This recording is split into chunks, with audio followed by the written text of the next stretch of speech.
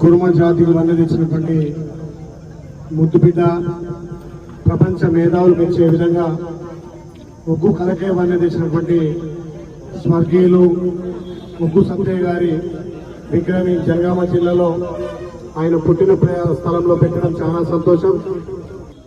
ఇలాంటి మేధావుల చరిత్రలు మన భావి తరాలకు తెలిసినప్పుడే చరిత్ర ముందుకొస్తుంది. మరి ఆ రాను ఇప్పుడే పెద్దలు చెప్పినట్టుగా భారత ప్రధాని ఇందిరాగాంధీ తోటి, భారతదేశ ప్రథమ పౌరుడు రాష్ట్రపతి అబ్దుల్ కలాం తోటి అవార్డు అందుకొని డాక్టరేట్ తీసుకున్నటువంటి మన కుల బాంధవుడు, కులానికి వన్నె తెచ్చినటువంటి ఒగ్గు సత్యయ్య గారిని నిజంగా కూడా ఇక్కడ ఒకటే కాదు, పృథ్వని చెప్పినట్టుగా రాష్ట్ర నడుబొట్టులో పెట్టుకోవడం చాలా సంతోషం. ఆ దశగా తప్పకుండా విగ్రహాన్ని పెడతామని చెప్పి మాటిస్తూ, మొన్ననే పెద్దలు మన జాతి ముద్దుబిడ్డ ఇక్కడ మన పెద్దలు దొడ్డి కొమరయ్య గారి విగ్రహంతో పాటు మీడియా ఉంది, సోషల్ మీడియా ఉంది. కానీ ఆ రోజు ఏం లేనప్పుడే అప్పటి ప్రధాని పేద ప్రజల కోసం ఇచ్చినటువంటి 20 సూత్రాలను భారతదేశ వ్యాప్తంగా ప్రచారం కొగ్గు కళ ద్వారా ప్రచారం చేసినటువంటి మహనీయులు చుక్క సత్యయ్య గారు. మరి అలాంటిని ఆశయంగా తీసుకొని, ఆదర్శంగా తీసుకొని ఈనాటి ప్రభుత్వాలు కూడా అలాంటి మహనీయుల విగ్రహాలతో పాటు వాళ్ళ ఆశయాలు నెరవేర్చే విధంగా ముందుకు పోవాల్సిన అవసరం ఉంది. తప్పకుండా ఇప్పుడు కంచె ఐలయ్య గారు అని ఇక్కడ మన వరంగల్ రైల్వే స్టేషన్ కు పేరు పెట్టాలని చెప్పిండు. కంచె ఐలయ్యతో పాటు పాష నాయక్ సార్ కూడా ఎప్పుడు కూడా మన కులం వన్నె తెచ్చినటువంటి దొడ్డి కొమరయ్య గురించి, ఇవాళ చుక్క సత్యయ్య గురించి ఎన్నో కథనాలు, ఎన్నో వ్యాసాలు రాశారు. కాబట్టి తప్పకుండా ఆ మహనీయుని ఆశయాలకు అనుగుణంగా మన జాతికి ఒక వన్నె తెచ్చింది. కాబట్టి ఆ జాతి చుక్కలను మనం మర్చిపోకుండా మనం ముందుకు పోవాల్సిన అవసరం ఉంది.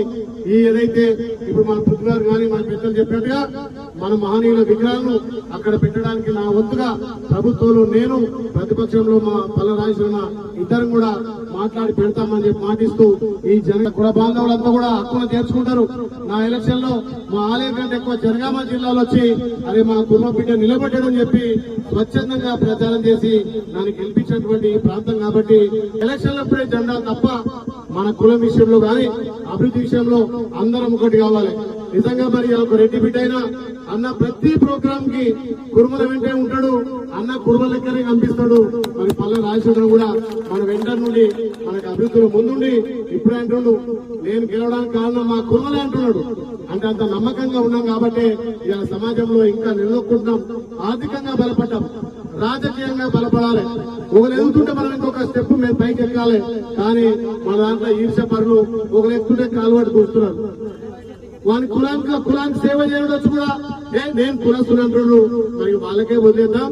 అందరం కలిసికట్టుగా రాజకీయ పార్టీలను పక్కన పెట్టి మన కులాన్ని గౌరవించుకుంటూ అన్ని కులాలను గౌరవించినప్పుడే మనం ముందుకు పోతామని తెలియజేస్తూ, నిజంగా కూడా ఆ మహనీయుని విగ్రహం మీద మనందరి చేతుల మీద ఓపెన్ కావడం చాలా సంతోషం. ఇక్కడ నిర్వాహకులకు అందరికీ పేరు పేరు ధన్యవాదాలు చేస్తున్నా. జై కుర్మా, జై కుర్మా.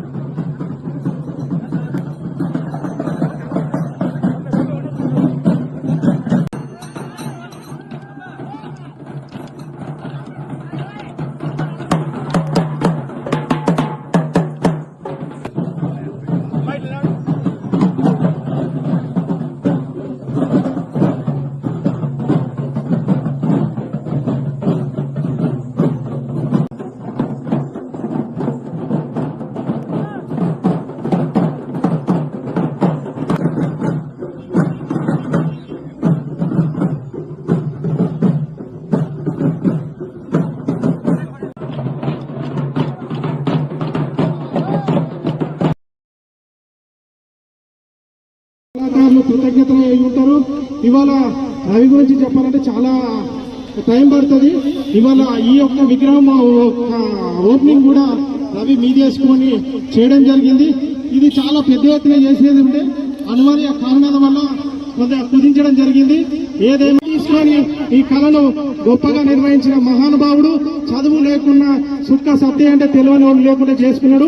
ఆ మహానుభావుని గురించి మన బీర్ల ఐలయ్య గారిని 2 నిమిషాలు